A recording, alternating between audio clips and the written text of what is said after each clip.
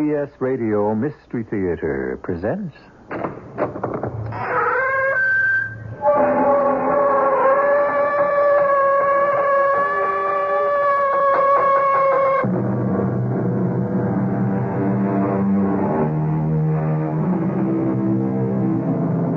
Come in.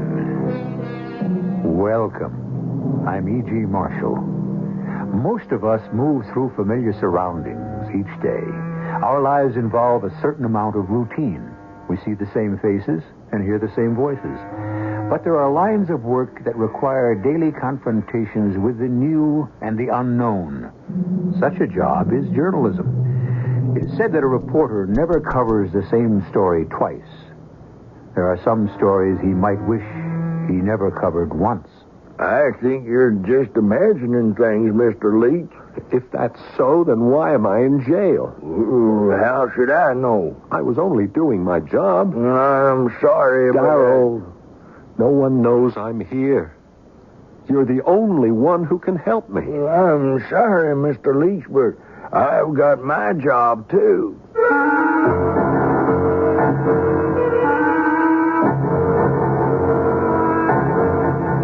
Our mystery drama, The Grandee of Terra, Loco, was written especially for the Mystery Theater by Percy Granger and stars Paul Hecht. It is sponsored in part by True Value Hardware Stores. I'll be back shortly with Act One.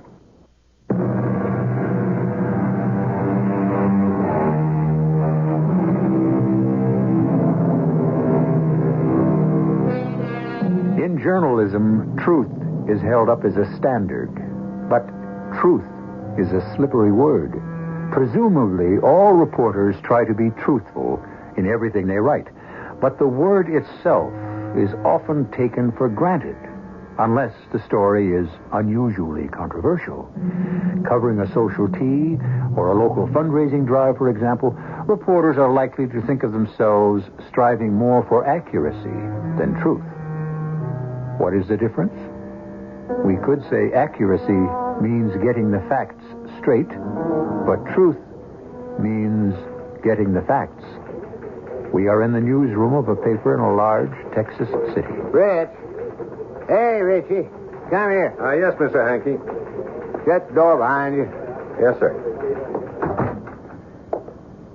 Bridget tells me you're onto a hot story. Well, sir, And you want permission to go to Ryland, Texas to cover it? Yes, sir. Now, first of all, where is Ryland? Well, it's in the western part of the state, about 5 miles from the Mexican border. Uh-huh. What is it, another smuggling story? No. The mayor of Ryland, a man named Elisha Stevens, just died. He was assassinated? No. He seems to have died of natural causes. Well, so what's the angle? Well, apparently he cut quite a figure. He ruled the community virtually unchallenged for over 40 years. Oh, now I get it. We're talking about graft here, political corruption. No, we're talking about a man who knew everyone in town by his first name. He knew everyone in town by his first name. Richie, so far you're not making me want to rush out and buy a newspaper. Oh, look, I'm tired of covering nothing but murder trials and rising taxes. I want to do a feature article on this man. I think it's time we paid tribute to an honest politician. The last of a vanishing breed, the local folk hero, an elder statesman in small-town America. Elder statesman, small-town USA. Not bad. Still not page one, but it's not classified ads either. Look, just give me 3 days to go out there, and I'll prove to you news doesn't have to be bad to be interesting. I'll bet. How long did you say this guy Stevens was the local kingpin? 40 years. I have yet to hear of anyone who can survive in public life that long without getting some mud on his boots. Well, who knows? It may start a trend. No. I bet you at dinner at the Cattlemen's Club, the guy was a tarnished angel just like all the rest of them.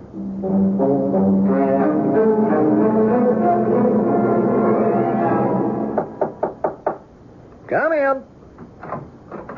Hi. Are you Mr. Fred Perkins? Oh, that's right. Oh, you're the new mayor of Ryland? Well, I'm city manager. I'm just filling in here till the new election's organized. Our former mayor died rather unexpected last week. Yeah, I know. That's why I'm here. Oh? I wanted to speak with you about him. I gather he was a very popular man. Yeah, that's right, Mr. Oh, I'm sorry. My name is Richard Leach. All right. Well, Elisha Stevens was beloved by every person in his town. May I ask what your interest is? I'm with the Dallas Sentinel. You are a reporter? Yeah. I'm planning to do a story, an in-depth profile on Mr. Stevens' life. Well, I'd certainly be glad to help you out if I can. Thanks. You mind if I turn on my tape recorder? Oh, no, not at all. Help yourself. Thank you. They do make some people nervous. Well, you'll find Ryland a real friendly place. I ought to start off by telling you as a matter of local pride that we are the home of the world's largest tumbleweed. Yes, I noticed that in the town square. Yeah. Now, about Mr. Stevens. Well, Elisha Stevens, Mr. Leach, was Ryland. Now, most Texans, dream of building empires, but Elisha dreamed of building a community. Now, this county was desert when he and Lucy arrived in 1925. Terra Loco, they called it. It's a crazy land, that's what that means. Because so many folks went mad from the heat and lack of water. Now, Elisha set out to change all that. Now, he built an agricultural station that reclaimed half the county from the desert. Now, he is responsible for the finest public school system in West Texas. Why, the story goes he's even the one who roped that big tumbleweed out in the town square. Someone once called him Grandee at Terra Loco. One name stuck ever since. What would you say was his single most important contribution? A personal example he set by his strength of character. He entered public life as a reform candidate, didn't he? In 1936, ran for county judge. Boy, we was having real border problems then. Smuggling was real bad. Local officials was involved, and organized crime had their eyes on making Ryland a major crossing for all kinds of things. But, Elisha put on the robe, and, he put a stop to that. I mean, now, real quick. Is Mrs. Stevens still alive? Oh, yeah. Where does she live? Huh? Oh, well, hey, listen, I wouldn't go see if I was you. Oh? Why not? Well, I just wouldn't think she'd want to be disturbed right now. You know how it is. Now, how did Stevens die? I beg your pardon? How did he die? Huh? Oh, yeah, it was coronary. Heart attack? Yeah. In layman's terms, that'd be what happened. It wasn't expected. Well, why do you say that? Well, I'm just repeating what you said a few moments ago, that his death was sudden. Oh, well, I see. Well, yeah. Did Stevens have a record of a heart condition? No. Oh, of course, he worked hard right up to including the day it happened. In fact, he died right in this chair where I am sitting. Was an autopsy performed? No, I don't know. Well, who was the attending physician? Dr. Jonas Green. Uh-huh. And who discovered the body? I did. Oh. And from here he was taken to the Memorial Hospital. Hey, you turned off the tape machine. Something wrong? No, could you give me directions to the hospital? Well, what's the matter? Mr. Perkins, is there any possibility in your mind of foul play? Oh, that's ridiculous. I'd like to double-check the medical report on his death. Well, you have your own car? Oh, yeah, sure. All right, then. And you go right back up Selms Avenue here to Main Street. Yeah. Then you turn left and go on straight about half a mile. Uh-huh. The hospital's right there. You can't miss it.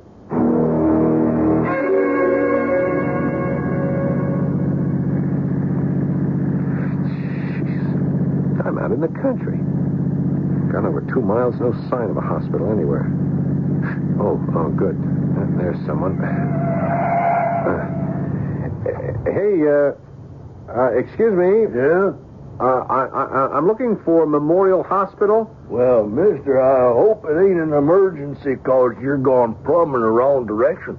Hospital's back that way nearly 3 miles. I could have sworn he told me to turn left. Well, thanks. Thanks very much.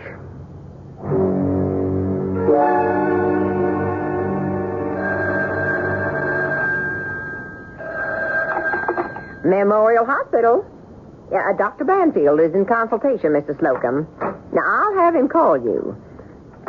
No, Mrs. Slocum, I wouldn't worry. It's probably just your hives again. Goodbye. Excuse me. Yes? I'd like to speak to Dr. Jonas Green. Yes?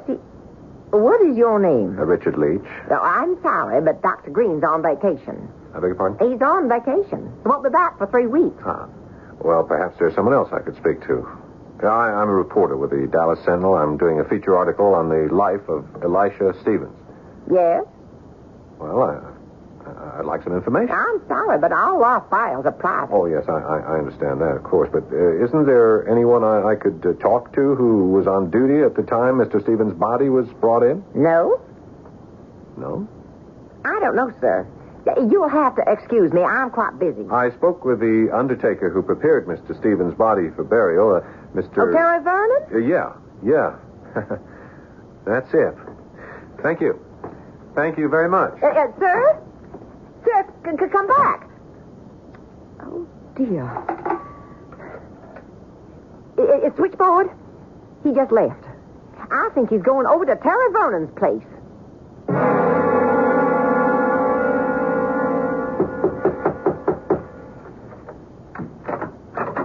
Well, hello, Mr. Leach. Mr. Perkins. Hey, you were right. We have met again. Well, according to the phone book, this is a Mr. Vernon's address. Oh, it is. Oh, I'm afraid you just missed him. Where is he?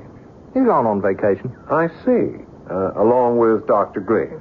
Well, now, that is possible. They both like to fish. You know, Mr. Perkins, I have a feeling you're lying. Well, it's a free country, son. What are you doing here? I'm minding the store. Yeah, I don't believe you. Now, look, we are a small town, Mr. Leach. And we try to help each other out. Now, what can I do for you? You have a body you want buried? Why did you give me the wrong directions to the hospital?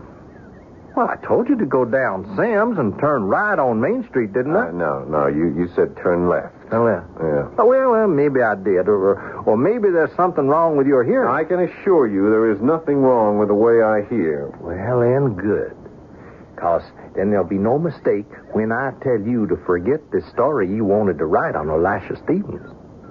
What? That's right, Mr. Leach. Forget it. And leave Ryland now. For good. Every young reporter dreams of the big scoop, the big story that will bump the planned headlines off the front page. Many reporters willingly take assignments they know might involve danger.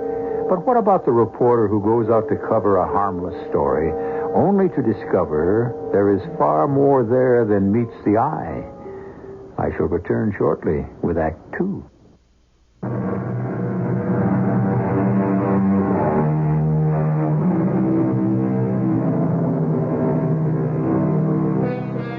All the news that's fit to print is a motto any newspaper would agree with. But sometimes those they write about might take exception. Beneath the respectful calm of a small town in mourning for its leading citizen, darker currents are beginning to surface. Elisha Stevens, the departed mayor, was ostensibly liked by one and all, but was there an unknown skeleton in his closet? Or is it the townspeople themselves who have something to hide? Our correspondent has been told in no uncertain terms to leave at once. Now, if you were an enterprising and curious young reporter, what would you do?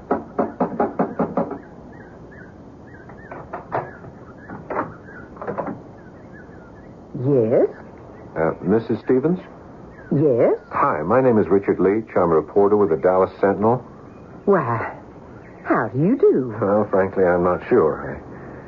I came out here to do an article on your late husband. You travel all this way? Yeah. Why, how nice. Oh, please, do come in. Oh, thank you. Thank you very much. We can sit here in the front parlor. Yeah. Well, I'm sure this is a difficult time for you. Yes. Yes, it is, but I don't mind. Elisha would be so surprised to think someone from a big city like Dallas wanted to do a story on him. Well, evidently, so are some other people. Oh? I seem to be encountering some opposition. Oh? Not to mention some downright hostility. Why, that's most surprising. But why? I don't know, ma'am. I went to see the acting mayor, Fred Perkins. Oh, yes. Well, I don't wish to alarm you unduly, Mrs. Stevens, but Mr. Perkins was clearly disturbed when I told him the purpose of my visit. And he seemed particularly reluctant to discuss the details of your husband's death. Oh, Fred Perkins loved Elisha like his own father, Mr. Leach. I should think that naturally he'd be reluctant to want to talk about his passing. Oh, would you like some elderberry wine? Oh, thank you. Thank you very much. I could understand that, Mrs. Stevens, but, would this reluctance extend to lying to me? You mean telling an untruth? And physically threatening me? Oh, my. I asked Mr. Perkins for direction to your local hospital. I wanted to speak with the attending physician at the time of your husband's death. Oh, yes, that would be Jonas Green. He's a very nice man. Yeah, Perkins deliberately misled me. And by the time I finally did reach the hospital, I was stonewalled by a nurse who sounded very much like she'd been coached on what to say. And what did she say? Well, she gave me a song and dance about Dr. Green being on vacation. Oh, but I believe he is. Is the undertaker on vacation, too? You mean Terry Vernon? Well, I don't know about that. I went to Vernon's from the hospital, and I never got past the front door. I was met on the porch by Mr. Perkins, who was obviously tipped off by the nurse, who was obviously coached by Mr. Perkins. He made it quite clear that he wanted me to drop the story on your husband and get out of town. Oh, my, that doesn't sound like Fred at all. He's such a nice man. Mrs. Stevens, tell me, are you satisfied that your husband's death was a natural one? Why, yes. Ryland is only 5 miles from the border. There must be highly vested interests with good reason to want a man like your husband out of the way. But who? Yes, who indeed? So far, I've got an acting mayor, a nurse, a doctor, and an undertaker as prime candidates. Oh, Elisha hadn't an enemy in this town. Perhaps. What started out as a feature story in his honor is running up against something that's taking on all the symptoms of a cover-up. Oh, well, what you told me is distressing, Mr. Leach. And I can understand how you feel. But all I can say is, to the best of my knowledge, your suspicions are groundless. I came here for a very special reason, Mrs. Stevens. Your husband represents something decent in political life. He was an inspiration. Something we're very much in need of at the moment. Elisha was by no means impossibly perfect. Now, do you intend to go ahead with your article? I wonder who that could be. Just a moment, Mrs. Stevens. But before you answer that, just let me have a look out the window. Well, what do you see? There's a police car in the driveway. Why, it's Joe Pickard's car. He's our sheriff. I wonder what he could want. Yeah, and there's Fred Perkins with him. I'm sorry, Mr. Leach. I'm going to have to answer the door. No, wait, Mrs. Stevens. Look, I don't know what's going on, but I got a very strong suspicion. They're here to get me. Oh, now, Mr. Leach, I'm sure you're wrong. Will you do something for me? Here, this is the phone number of my editor in Dallas. His name is Ed Hankey. Now, if anything happens to me, I want you to call him. Mr. Leach. Stevens?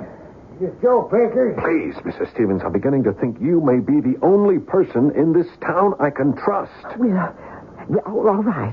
I'll just hide this slip of paper where they won't find it. Now, are you ready? Yeah, okay.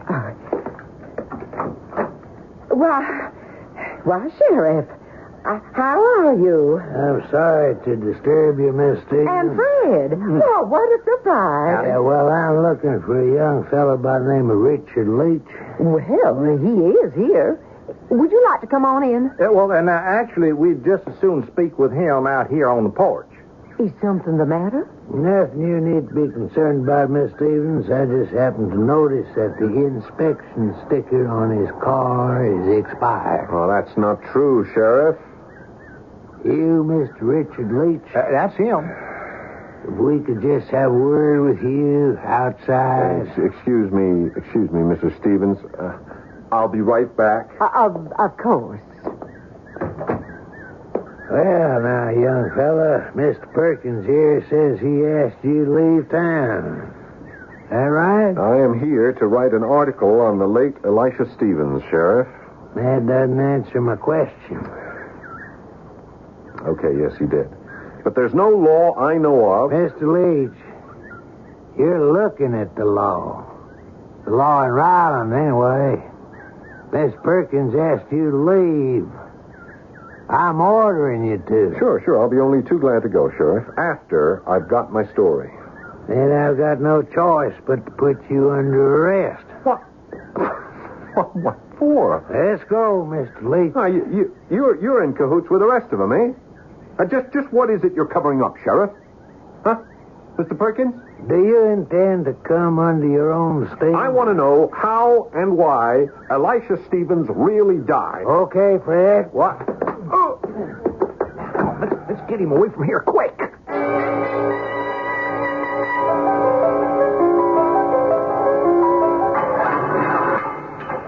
We'll just let you cool off in this cell for a bit, Mr. Leach. Sheriff, I am legally entitled to make a phone call. Mm-hmm. Go right ahead if you can find a phone in here. I want an explanation, Sheriff. I want an explanation of what is going on. Doesn't everybody? I am legally entitled to hear the charges against me.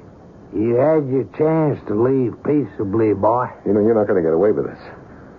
I am a reporter, Sheriff. I am here on assignment. If I'm not back in Dallas in 3 days, my boss is going to start making inquiries. Well, you can go right ahead and do that. He won't find a single person in this town who'll admit that you was ever here.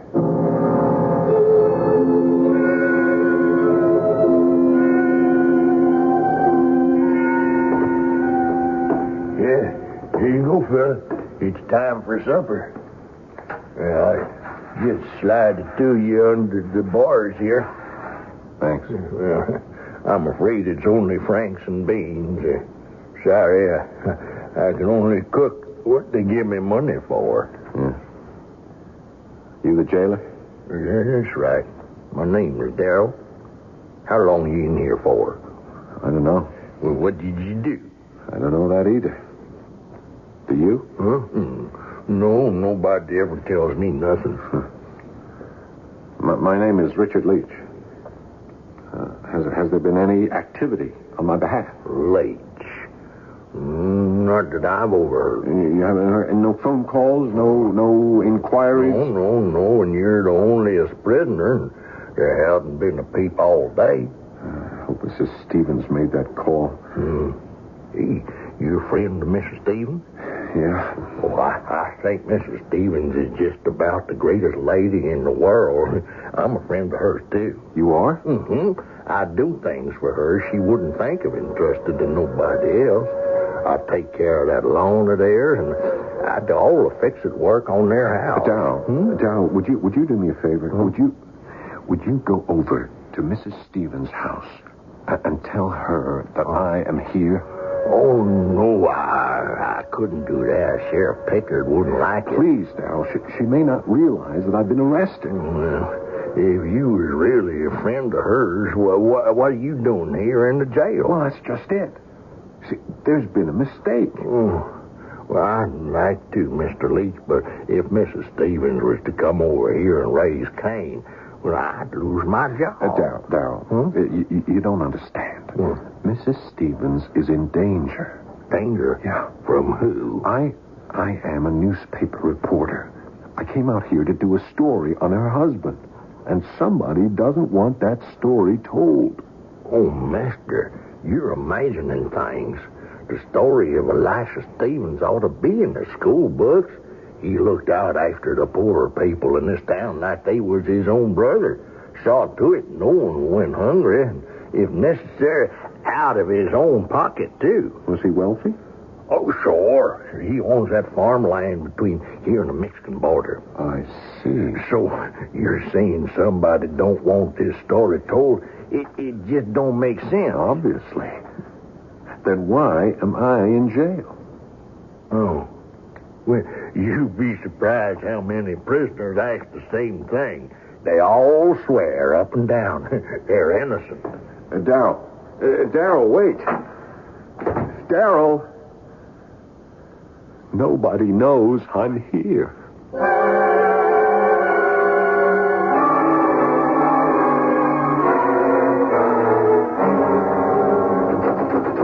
Mr. Leach? Mr. Leach, wake up. Here's your breakfast. I'm not hungry. I talked to Mrs. Stevens. Huh? What? Yeah, after I got off work last night, I kept thinking about what you said, that she might be in danger. I figured I just owed her too much to take that chance. Job or no job. You told her I was here. Yeah. What did she say? You was right.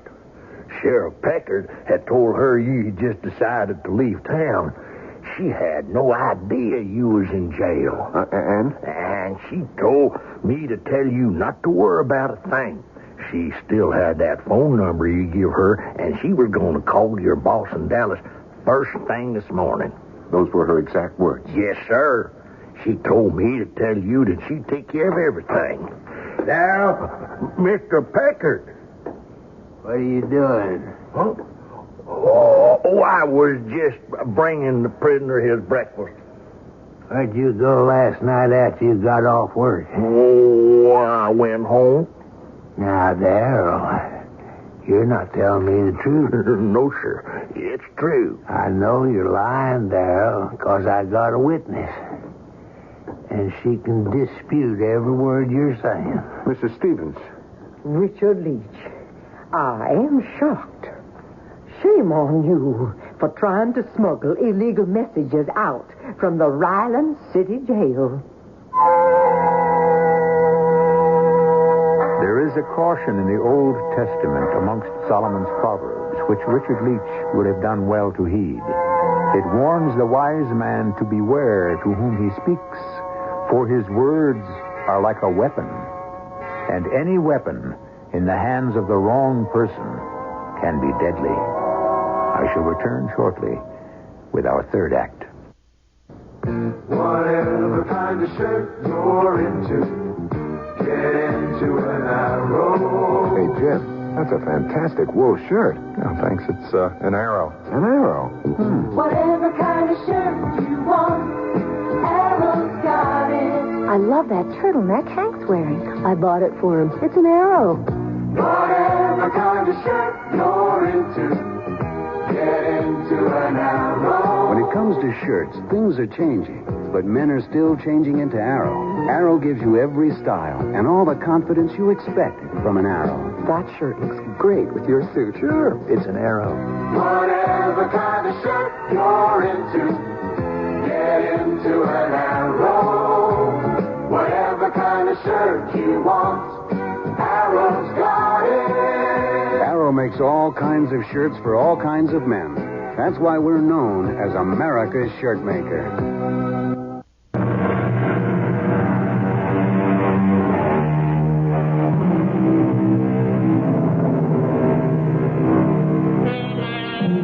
We were speaking of truth, which unfortunately seems to be in very short supply around the town of Ryland at the moment. We know that the ways of a small and isolated community can sometimes seem strange to the outsider. But consider the extremity of Richard Leach's plight. In jail, for reasons unknown, unable to call for help, and unable to find a single sympathetic ear. Mrs. Stevens. Sheriff, here's that piece of paper I told you about. The one on which Mr. Leach wrote the phone number he wanted me to call. Oh, thank you, Miss Stevens. I'm sorry you had to get involved in this at all. Oh, I don't mind. You have an unpleasant job, and I wouldn't want to make it any harder. Mrs. Stevens, did the sheriff force you to do this? Not at all.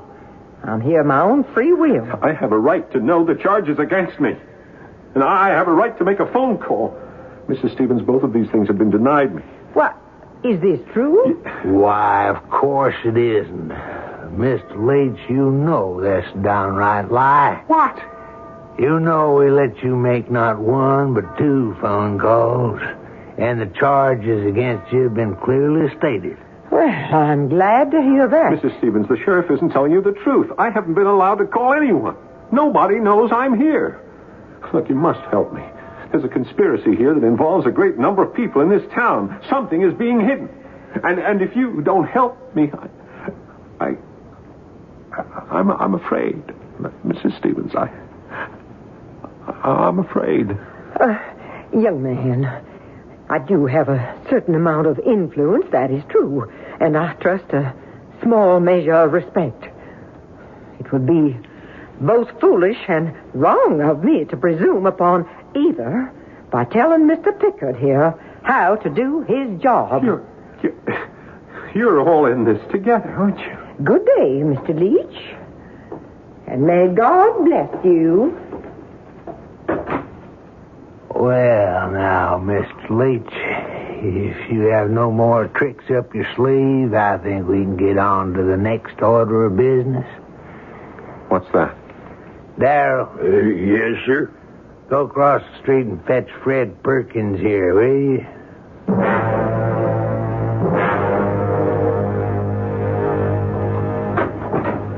Packard?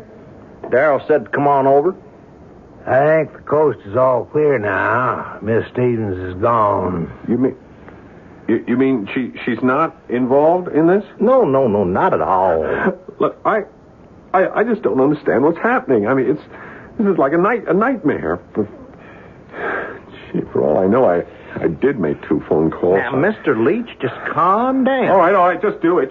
Just do whatever you're going to do to me and just get it over with. Hey, Packard, didn't you tell him anything? Oh, I waited for you. Mr. Leach, I am sorry. Now, I know we've gone about this all wrong, and it's just that when you coming out here just took us by surprise. What? Well, what Fred is trying to say is we've been a little rough on you, and we want to apologize. Well, wait. What are you doing? No, get away. Stay away from me. Mr. Leach, No. You're free to go. I'm free? That's right. What's the trick? Now, there is no trick, son. Oh, no. I'm sorry, fellas. No, I'm not going to make it that easy for you. Yeah. Prisoner shot while trying to escape. Here's your billfold and your car keys and everything else we took off you downstairs. No. Go ahead, take them. It's all right. Now, listen, we just had to keep you here until we found out whether or not you'd aroused Mrs. Stevens' suspicions when you went by her place yesterday. I don't get it. Yeah, well, Elisha Stevens didn't die of a heart attack, son. He took his own life. He committed suicide? That's correct. And that's your conspiracy, Mr. Leach. That's what me and Fred and the folks at the hospital and Terry Vernon and every other citizen in this town is conspiring to keep secret from Miss Stevens. Yeah, unfortunately, no one thought to tell Darryl. No, well, that was a close call when you persuaded him to go see her. It was fortunate she came to see us.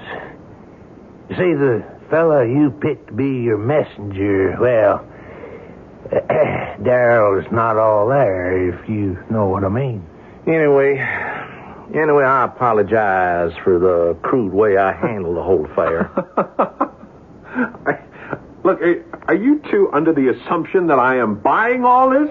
What? I mean, you think I believe what you're telling me? Well, it's the truth. Now, listen, you have seen Mrs. Stevens. She is no longer a strong person.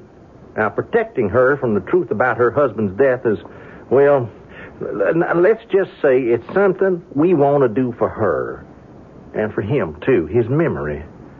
How he died wasn't an honest reflection of his life. But why would the legendary Grandee of Terra, Loco want to take his own life?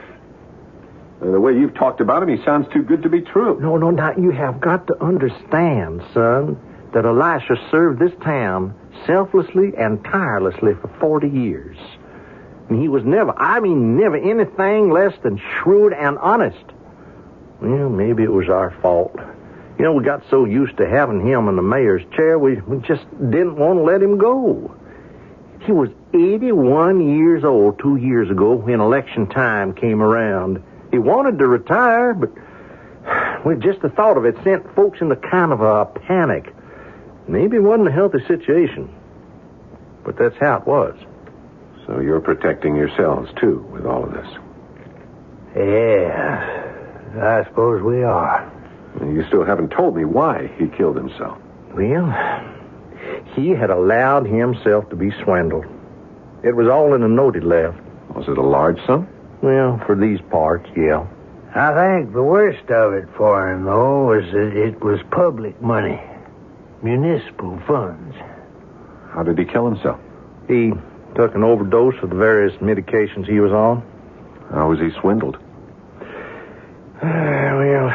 And apparently some fella impersonating a Texas Ranger came into his office. He claimed he was trailing some art smugglers and needed instant cash to make a purchase so he could arrest them in the act. And Elisha personally took him to the bank. Sam Merrill, the teller.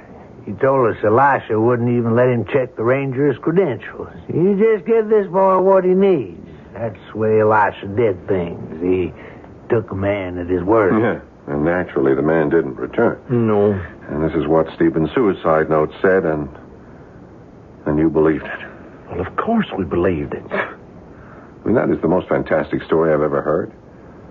Well, I'd say Stevens was in cahoots with this guy, and the fellow double-crossed him. Oh, no, I don't think so, Mr. Leach. Elisha never would have done anything like that. Well, in any case, I've never met the person yet who, if given a choice, wouldn't prefer to be known as a villain rather than a sucker. No, I don't think Elisha would have made up that story. But how could any man in possession of his senses fall... Oh, I see. Elisha's only sin was struggling to keep up appearances. It's not a very pretty thought, the spectacle of that old man being conned by a charlatan. In the old days, there wasn't a shrewder customer around than Elisha. No one ever put a thing over on him. Well, sure isn't the story I expected to get when I came here. You ain't planning to print this now, are you? Oh, yeah, of course I am. Well, then you missed the point, son. We don't want it printed. Think of Mrs. Stevens. But I don't owe anyone in this town a thing, at least of all her. And she walked out of here content to leave me in this cell to rot. You ain't out of here yet, boy. What? Are you threatening me now? I'll thrash you within an inch of your life before I let you humiliate Miss Stevens or the town of Ryland. Now, hold off, Packard. Now, you're just going to make it worse. Sooner or later, someone be bound to find out anyway, so let him go. Let him print the story. Thank you.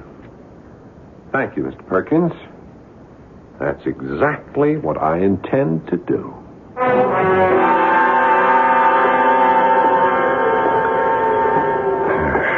The quicker I'm out of this town, the better I'm going to feel. Mr. Leach, Mrs. Stevens. I've been waiting out here to speak to you. Well, you could have been waiting a long time, couldn't you? Oh, I knew they'd let you go. I'm sorry about how I had to act in there. But if they suspected I knew the truth, they might have taken it out on you. You mean you know? How Elisha died? Oh, yes. But that's supposed to be Ryland's big state secret. How do you know? The day he died, I stopped by his office. There's a back door, a private entrance I often used. No one saw me. He was lying there, his head on the desk. I thought he was asleep. Then I saw the note. And you read it? All I could think of was, what a silly, sad way for it to end. But you didn't tell anyone. I wanted to be alone for a while. Then, When Fred Perkins and Dr. Green came by with the story of the heart attack, I realized what they were up to. So I just kept my mouth shut. Well, I'm glad to hear that, Mrs. Stevens. I mean, if you know the truth anyway, there's no reason the story can't be printed in its entirety, including this final chapter. Oh, no. No, you mustn't. That's what I've been waiting here to make sure you understood. It means so much for these people to feel they are protecting me. You mustn't take that away from them. Oh, you don't know the newspaper business, Mrs. Stevens. That story is sensational. I mean, an entire town conspiring to shield an old woman from the truth about her husband's death. Yes, and by printing it, you destroy it. But so what? I mean, I've been beat up and terrorized for 24 hours by a lot of ignorant country people. I'm sorry. I'm sorry, Mrs. Stevens. I didn't mean that. Excuse me. Well, goodbye then. You're wrong about one thing, though. Oh? I do know the newspaper business. Elisha and I founded the Culpeper County Courier together back in 1928. Now, you've heard a lot of facts about Elisha's life. But maybe you've wondered what it was about the man himself that made him the kind of person people are willing to go to such lengths for. Yeah? Let me tell you a little story. In 1929, there was a sensational murder. A wife killed her husband. Now, Elisha could have gained national recognition by publishing the story. And not only that, but the father of the murderess was a bitter enemy of Elisha's. And this was a chance to publicly humiliate him. But Elisha voluntarily withheld the story until after the trial to avoid prejudicing the jurors. And then he published it. Well, I thought he was going to. But he looked at me and said, "The trial's over. What's the point of publishing it now?" If the girl's father was his enemy. Well, that's what my reaction, too. Elisha shook his head and said, "Lucy, I hate that fella because he's a crook, he's a coward, and he's an atheist. But not because his daughter killed her husband." Was the man grateful? No. He's the one that gave Elisha the nickname the Grandee of Terra, Loco. He meant it as an insult. But it stuck as a title.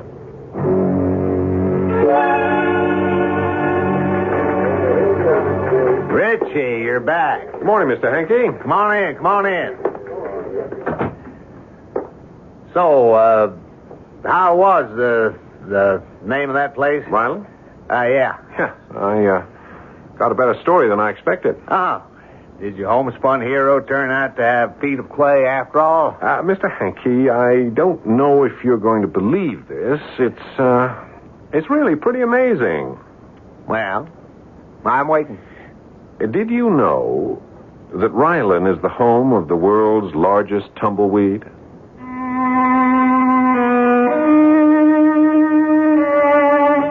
We're familiar with the phrase, "It will all work out in the end." There are times, however, when we might wonder plaintively why just once things couldn't work out before the end. But then, who's to say when the end is? Does it ever really come for anything or anyone as long as memory keeps them alive? I shall be back shortly with a final word. Hi, Pat Summerall. True Value Hardware stores are offering their fall shopper circular you can't do without, because it's full of values you'll probably be needing soon for do-it-yourself projects. Like the Stanley Surform Plane. It can give you a smooth finish on wood, plastic, tile, or soft metal. And the handle is shaped to give you a comfortable grip for sure, even control. The Stanley Regular Cut Surform Plane is $475 in the Fall Shopper Circular from True Value Hardware stores. And for just $4.99, you can invest in a tool you'll find hundreds of uses for. The USM Electric Glue Gun dispenses hot melted glue that bonds in 60 seconds without clamping or waiting. See the Stanley Surform Plane and the USM Electric Glue Gun in the Fall Shopper Circular from participating True Value Hardware stores and home centers. hardware is more than just a name. It's a way of doing business that means true value.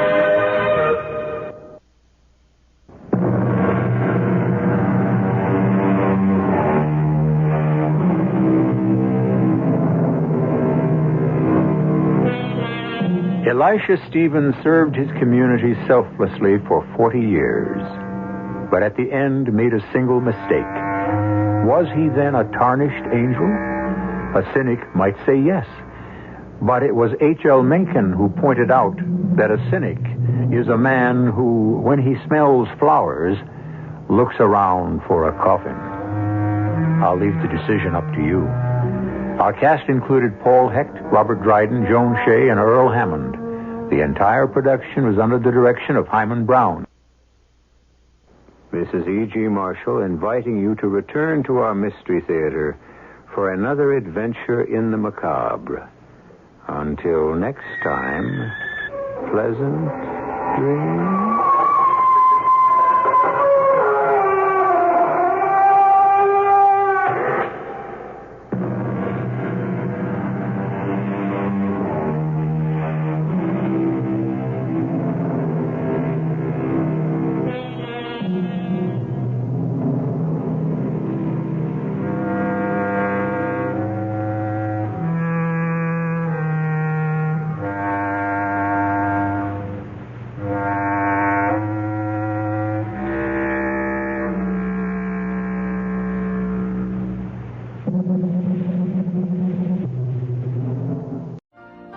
You've been listening to the OTR Gold Network.